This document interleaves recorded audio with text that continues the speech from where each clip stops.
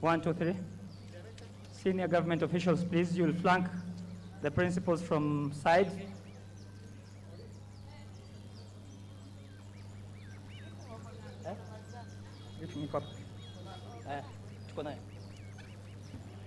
Masi.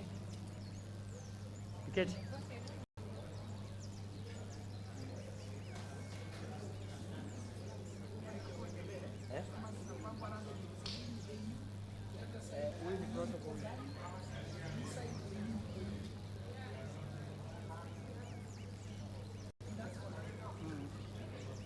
You have the Kenya flag, East Africa. Kenya flag, East Africa.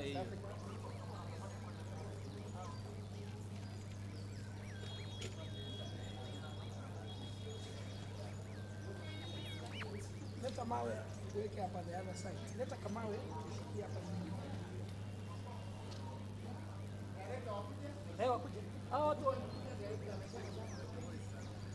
Maafisa wa serikali njooni kando kando tafadhali. Please clear the way for the two principals to walk. I just need the two principals to walk alone, please.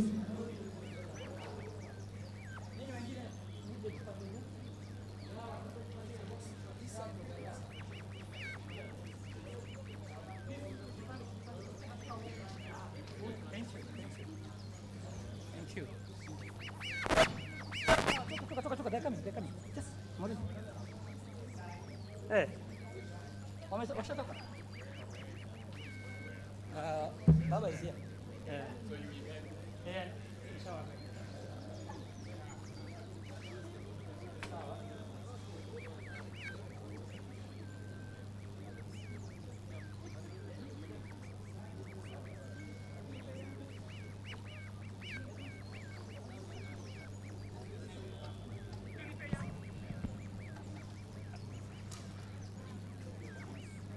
Let's build.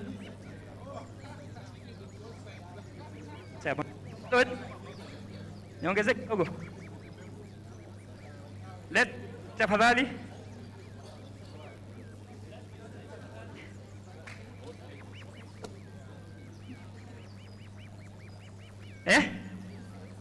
Amski?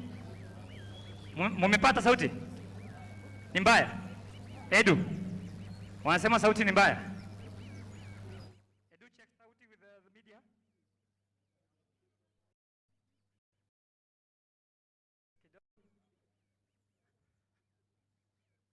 I need cleared.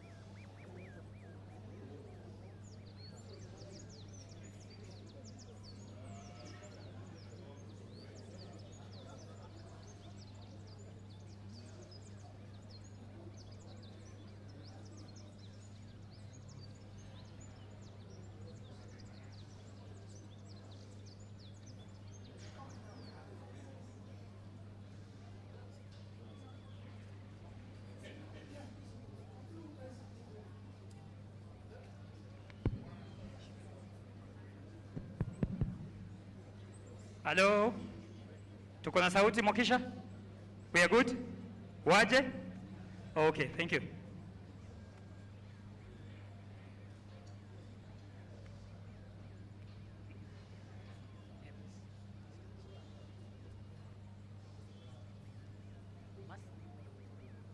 The two of them, short. Yeah, just the two of them.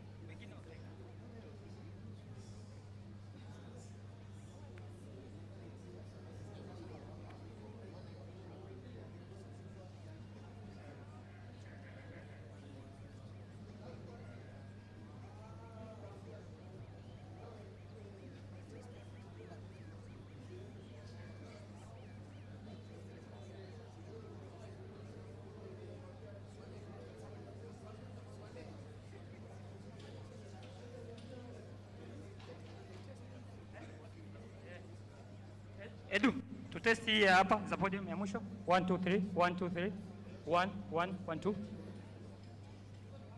1 1 1. Good, thanks.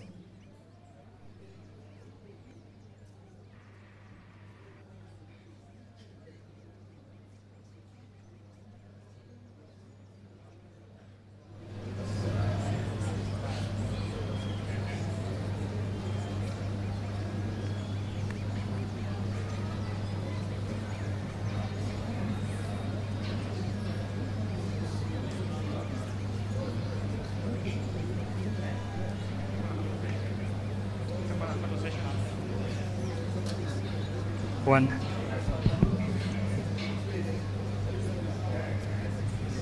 Clear from the shot, eh? Shot ya wazi.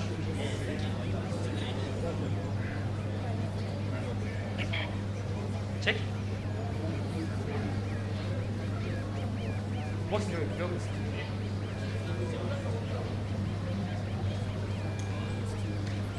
Ladies and gentlemen, the Prime Cabinet Secretary and Cabinet Secretary for Foreign and Diaspora Affairs, His Excellency Dr. Mudavadi, and His Excellency Right Honorable Raila Odinga, former Prime Minister of the Republic. Karibuni.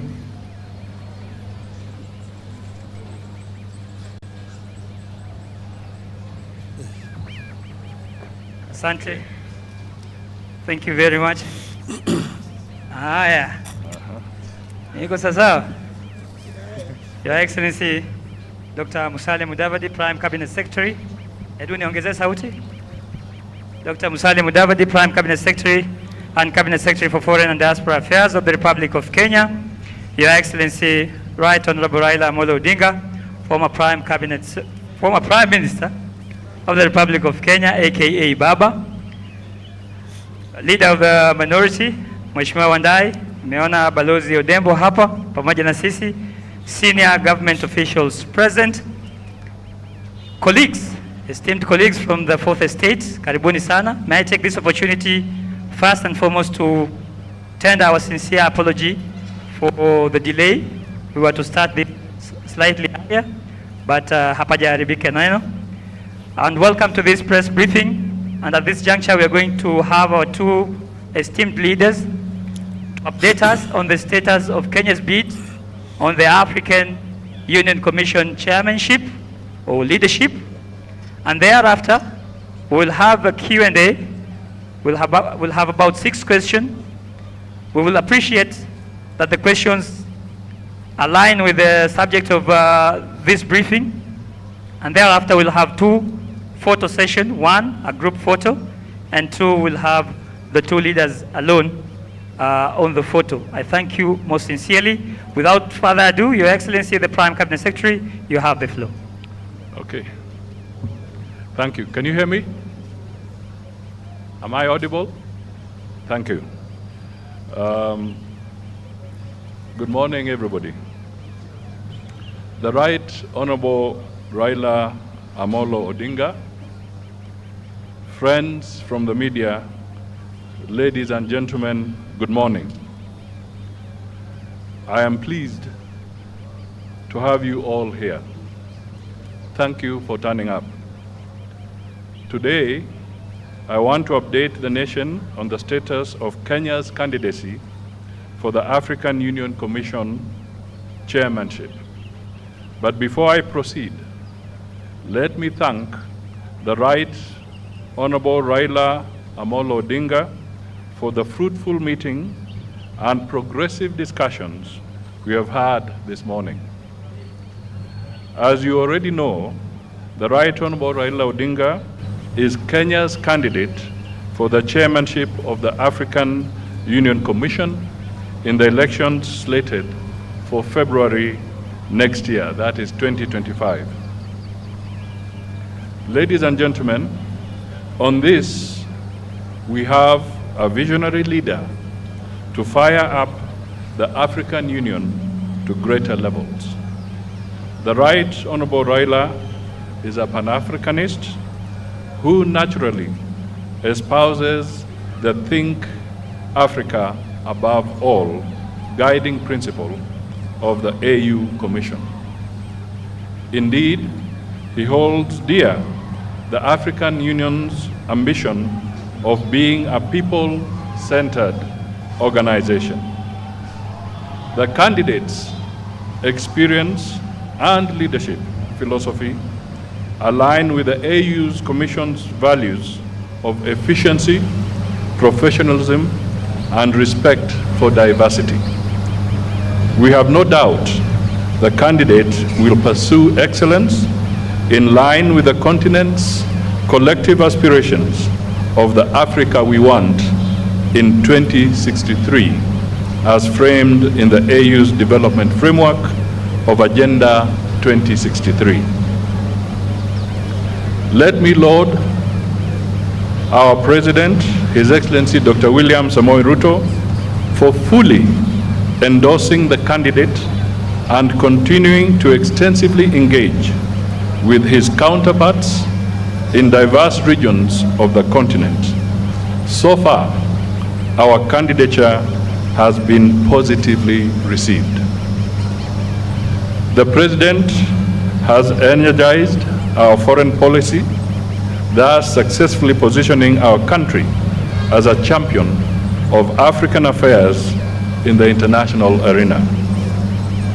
As the Cabinet Secretary for Foreign Affairs, I continue to amplify the President's Track 1 diplomacy by engaging my counterparts across the continent. We do all this for the good of our people, Kenya's national interest, and the prosperity of our continent. Ladies and gentlemen, based on the principle of interregional rotation, this is the time for Eastern Africa to nominate a candidate for the position of African Union Commission chairperson. Therefore, as per the schedule of the AU elections calendar, the deadline for the submission of the regional nominations to the AU Commission is 6th August 2024, 2 months from now. Overall, the campaigns are led by the state with highly experienced and knowledgeable officers. The State Department for Foreign Affairs has established a campaign secretariat which includes the candidate's strategy team. The secretariat will prepare all the briefs for use by the candidate, develop campaign materials, including digital presence, and prepare for the public debate to be broadcast live to African citizens. This will take place 6 months before the election date. Currently, the team is firming up preparatory and application documents together with requisite translations of the resume into 6 AU languages. That is French, English, Kiswahili, Arabic, Portuguese, and Spanish. This should be ready for submission to the AU Secretariat by the end of June 2024. An empirical campaign strategy has been developed, which includes identifying opportunities, challenges, and risks that our candidature faces. Additionally, the campaign involves outreach programs to capitals of AU member states, briefing of Kenya missions abroad, and engagements with diplomatic corps in Nairobi.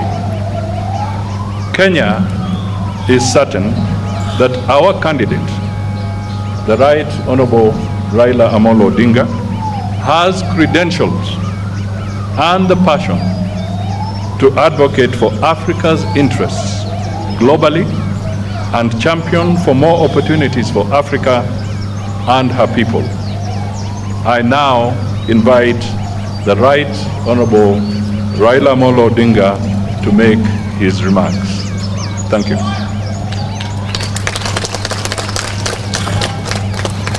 Thank you, Wycliffe. We have had a meeting with the Prime Cabinet Secretary and Cabinet Secretary for Foreign and Diaspora Affairs, my brother, Honorable Wycliffe Mudavadi, who led a team of government officials. This was in regard to my candidacy for the African Union Commission chairmanship. I wish to reiterate the obvious, that I am vying for a position in Africa, not in the government of the Republic of Kenya. But I need the endorsement of the government of Kenya for that African position. At this meeting, we exchanged notes on the state of the quest so far, the preparations from my side and the government side, and the next steps that require to be taken. The Honorable Prime Cabinet Secretary shared with me the situation and levels of preparation and commitment in the government. I have been very encouraged by the number of senior government officials offering to be part of this journey out of an understanding that we are in this as Kenya and not as partisan political parties. I appreciate the offer of support. I shared with the government team the situation and my levels of preparation from outside the government.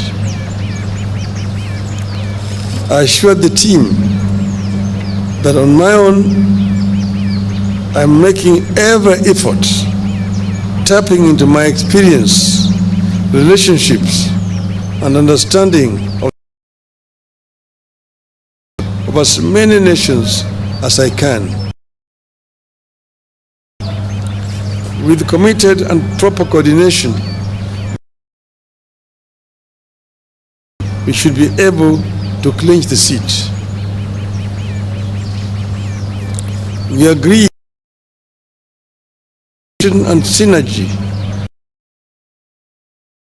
as we embark on that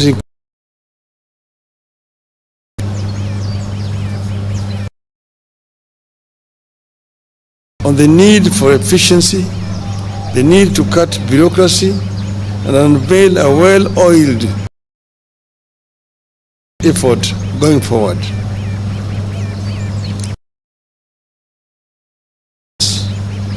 Plans emerge and change suddenly, and we need to be able to respond to them as suddenly as they emerge. We also agreed on the need to understand the sensitivities in this quest that include national, regional, continental, and global dimensions to this quest, and therefore the need to always act responsibly, bearing all these sensitivities in mind. Once again, I thank Kenyans and the government for the support and the promise to keep updating the country on the status of the race.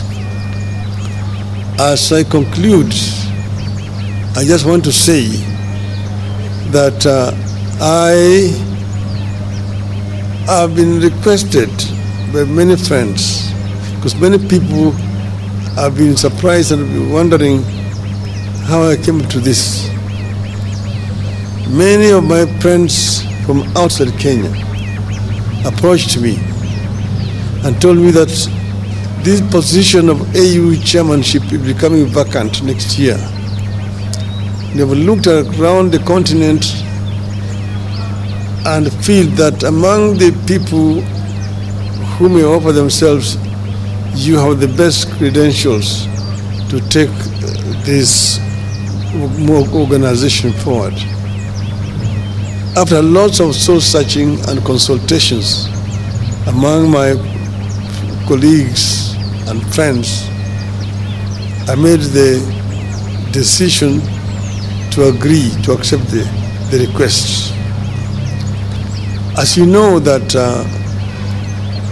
I had been the African Union High Representative on Infrastructure Development for 5 years.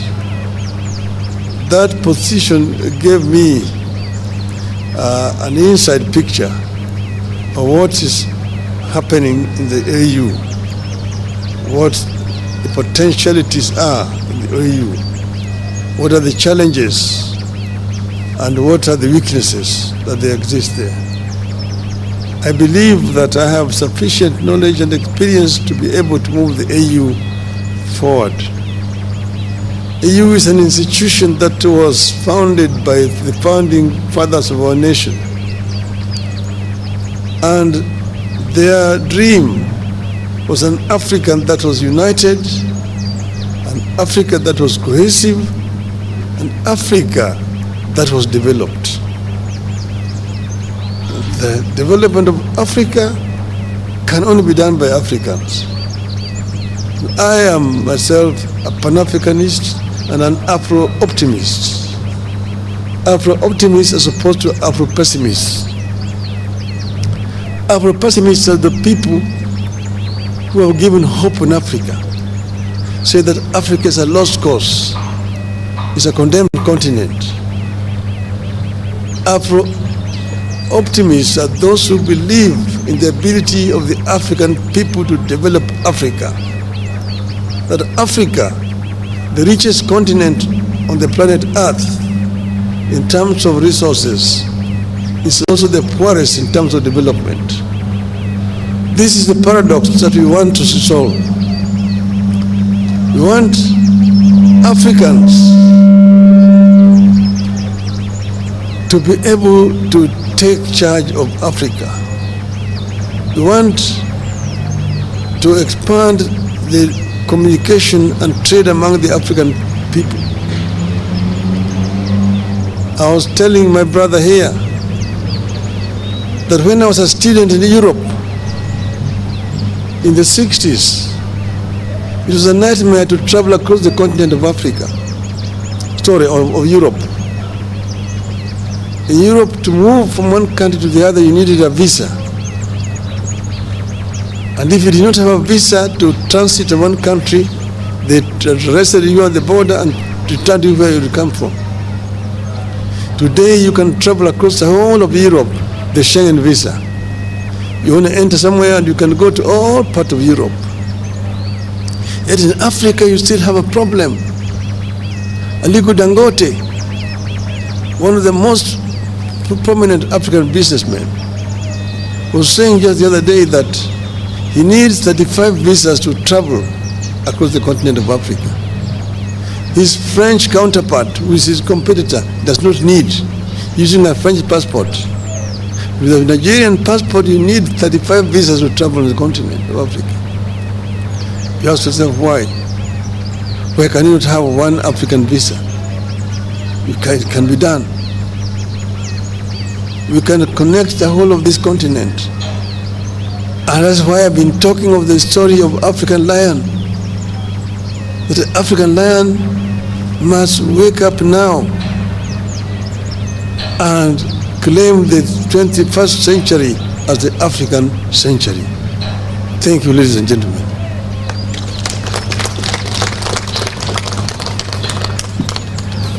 Thank you, the Right Honorable Raila Odinga.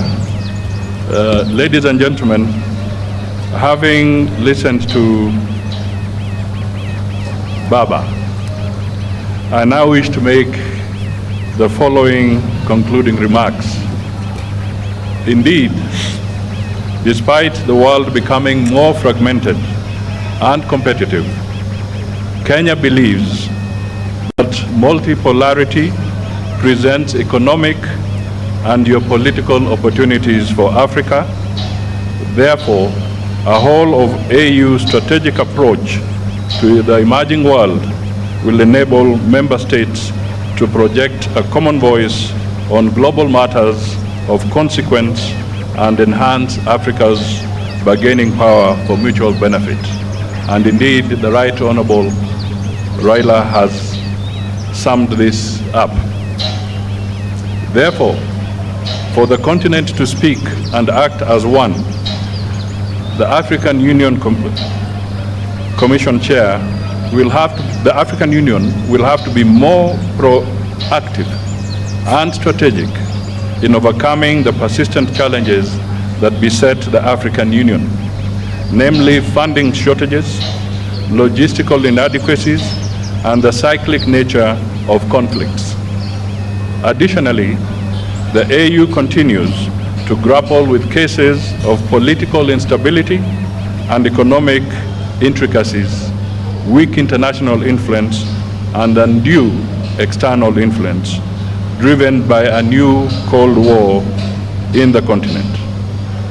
As a continent, we therefore need to focus on dimensions that promote our unity and enhance sustainable development for the citizens of Africa. This will include infrastructural connectivity, and he has spoken briefly to that aspect from his previous assignment, reduction in costs of doing business in the continent, accelerating the realization of the visa-free program, and promoting a common language for Africa. Also important is environmental protection of the climate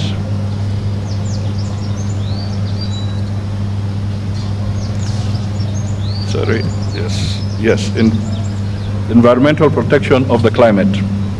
The continent should work in one voice to campaign for reforms of the international organizations and global financial institutions. The AU should be represented on the strategic international institutions, including membership to co-decision-making organs of the UN. We shall promote functional non-alignment that strategically seeks to establish mutually beneficial relationships globally.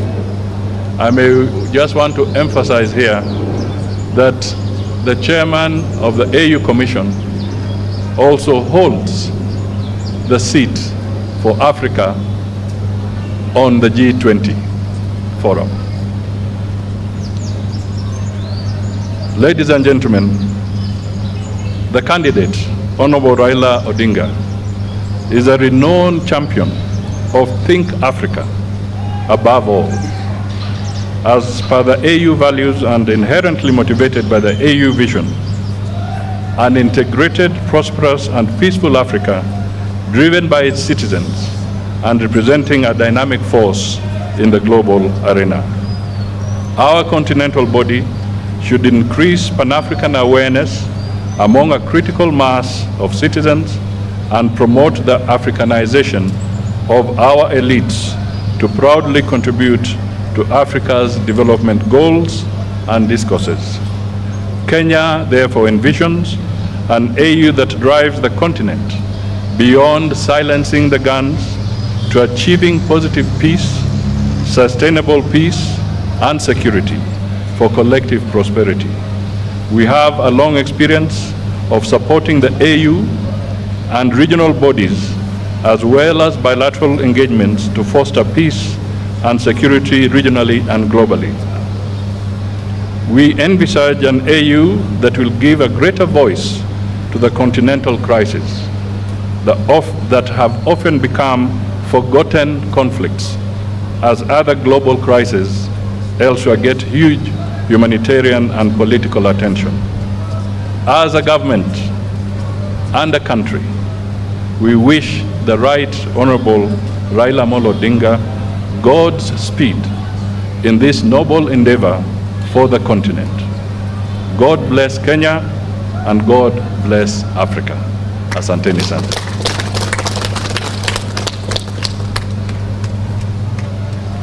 Asante sana. There could be just a few questions. Thank you, Your Excellency. We'll have a few questions. We have Brenda, step forward.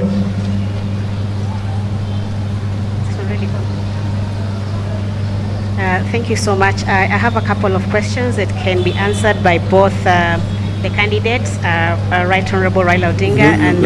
the Saudi? Oh, sorry. I have a couple of questions that could be answered by either the candidate, the Right Honorable Raila Odinga, or the Prime Cabinet Secretary. You have told us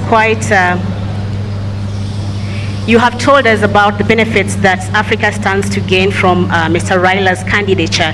What does Kenya stand to gain strategically for you going for that AU seat? And secondly, the Prime Cabinet Secretary has told us that the President and yourself have been already reaching out to your counterparts from the region and beyond the region, the East African region, trying to get support and push for Mr. Raila's candidature. What is the status of that push? Thank you. Oh, my name is Brenda Wanga from Citizen TV. Okay, maybe I'll comment first. First of all, a prosperous Kenya is dependent on a prosperous Africa. And we want to make it very clear that as Raila champions issues that affect the Africa continent, Kenya is part and parcel of what he shall be championing.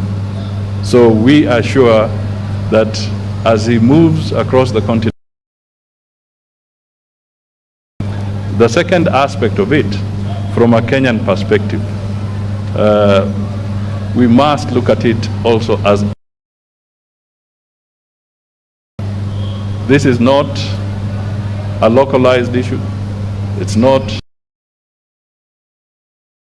This is a national interest for the people of Kenya to the African continent. And as I said, we see an embodiment of this. Thank you. Well,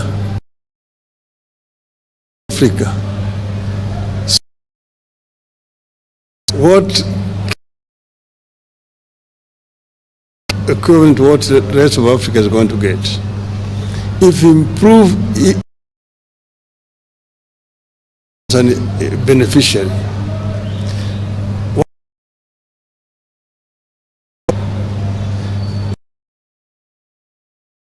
that's only 15%. Inter-European trade stands at 70%. Inter-Asian trade is now, even South America,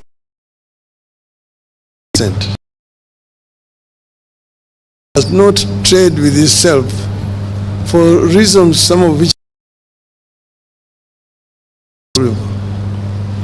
you see, there are non-tariff barriers into it's very difficult for good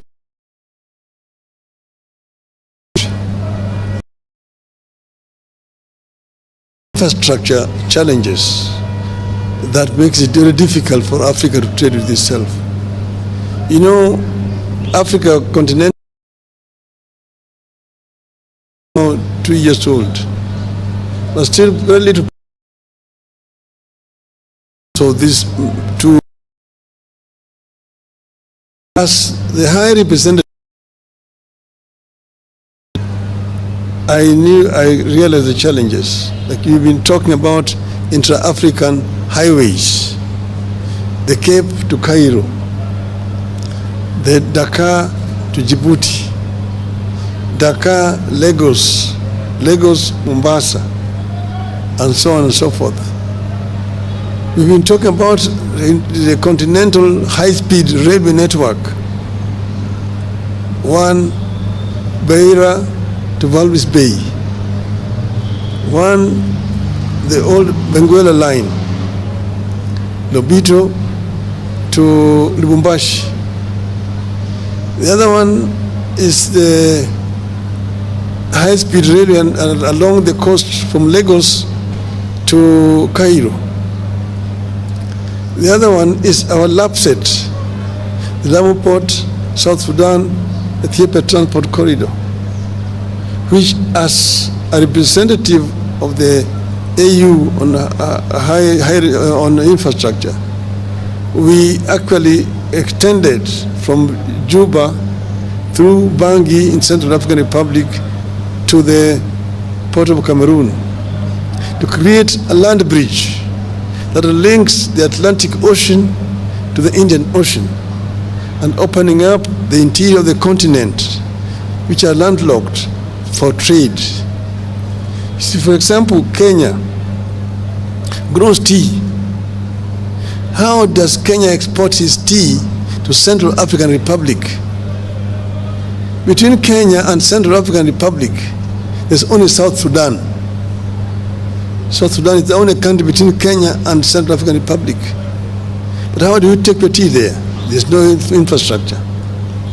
You have to find a ship that will go around the Cape, along the western coast, to the Cameroonian port of Douala, and then by road to Bangui. The French are there ahead of you. That's why they drink in Bangui Kenyan tea, christened as English breakfast tea. But with a LAPSET, we can be able to take our goods there. But this infrastructure cannot be developed country by country. You need to have a mechanism at the center that is coordinating funding for this infrastructure. If you want to do the LAPSET, Kenya can only do its part up to the border with South Sudan. Then South Sudan needs to take it from there to the border with Central African Republic. Central African Republic takes it to Cameroon and to reach there. But you need a center to be able to coordinate funding, to mobilize funding for this infrastructure development, which are cutting across the continent. That is why those things have not been done. That's why even the trans-African highways have not been done, and so on. So, getting there, we are also talking about the high-speed fiber optic network connecting all the African capitals. We're talking about open skies, to be able to move freely in the African airspace without so much impediment. At the moment, traveling across Africa is a major problem. Recently, when I was going to the funeral of the president of Namibia, we chartered an aircraft here. We had to spend 3 hours at Wilson Airport waiting for clearances of airspaces, the transit countries. You have to get a clearance to fly over Tanzanian airspace, DRC, Zambia, Botswana, and Namibia itself. And it's expensive. The other day, I was in Dar es Salaam going to Niamey in Niger. There, you had spent 10 hours waiting. You need a clearance over Uganda, over DRC, over Central African Republic, over Cameroon, Nigeria, and Niger. And that is what is making the air transport in the continent so expensive. It is easier to move goods by air. You need to put the facilities across the continent. And then have also an African continental air traffic control. In Europe, you only need one permit and you can fly all over the countries of Europe. Here you need to get permission from Nairobi, Dar es Salaam, Kinshasa, Lusaka, going down those sides.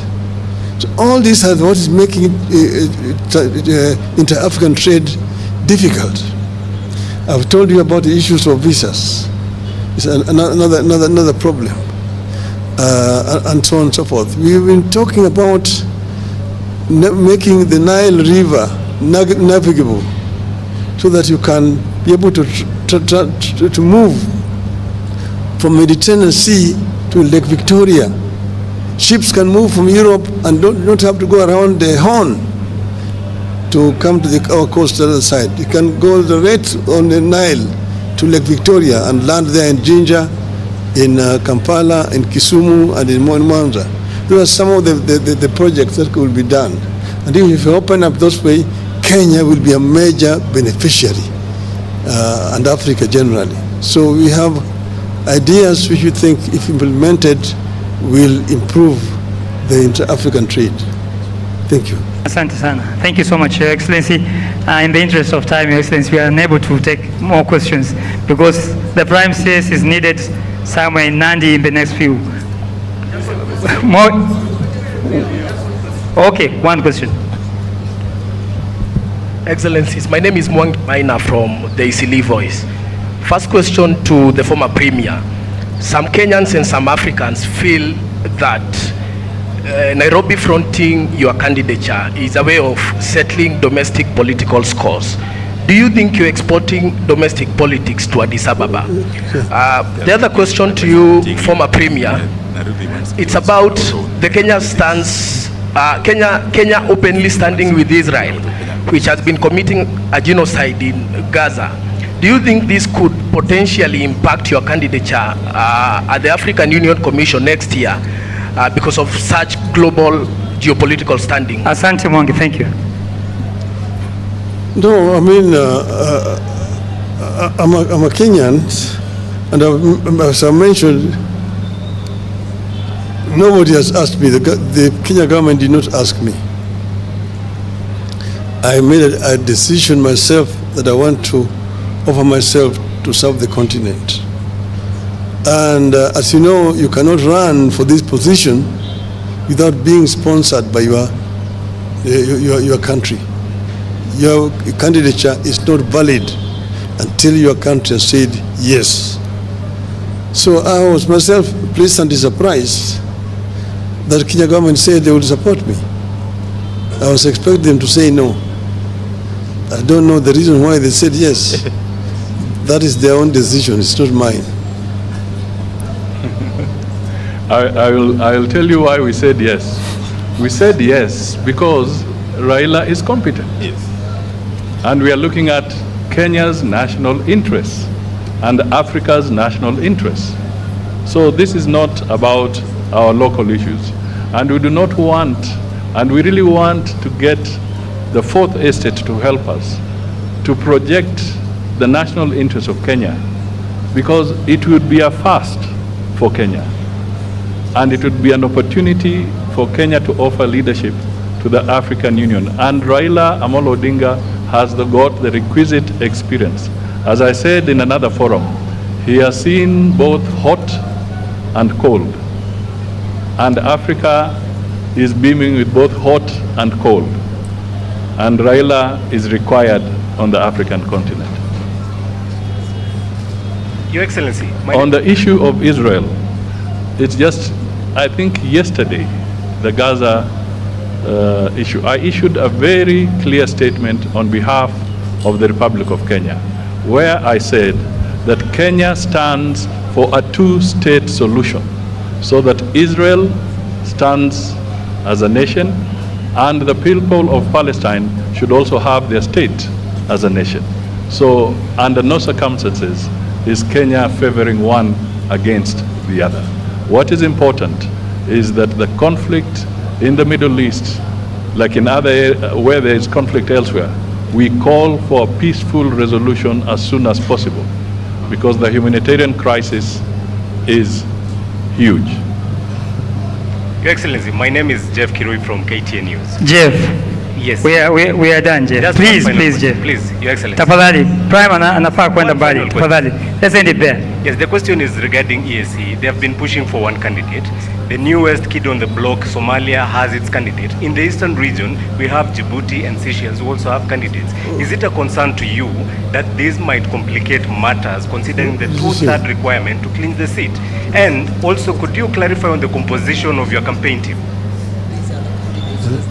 As I said here, that we are focusing on Kenya's candidacy. Yeah. Other countries that have their wish to front a candidate will speak about their own. Yes. But for now, as far as we are concerned, we have a long journey to go to campaign, and our candidate is Honorable Raila Odinga. And as I indicated in my earlier remarks, that the strategy is in place, and we shall be looking at all the challenges and opportunities as we go along. And I think I should also tell you that subsequent to this, I think the lady had asked, I want to emphasize that our president has also made several strides in talking to his counterparts across Africa. And all that, I'm sure, will count for something in the next few months. Thank you. Thank you very much, ladies and gentlemen. We are now going to the next session, photo session, very quickly. Can I be assisted to move the podiums, please?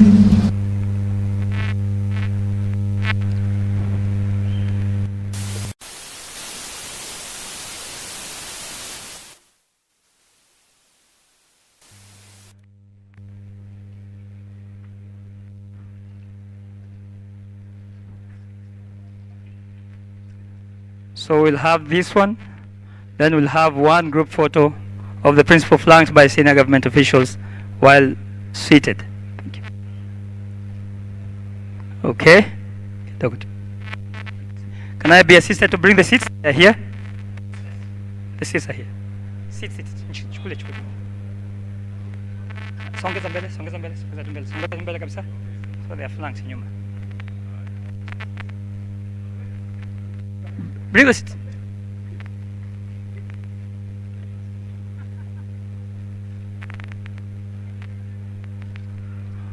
Mheshimiwa Wandai, you can flank them from kwa nyuma hivyo na wengine. Chief, please. Yes.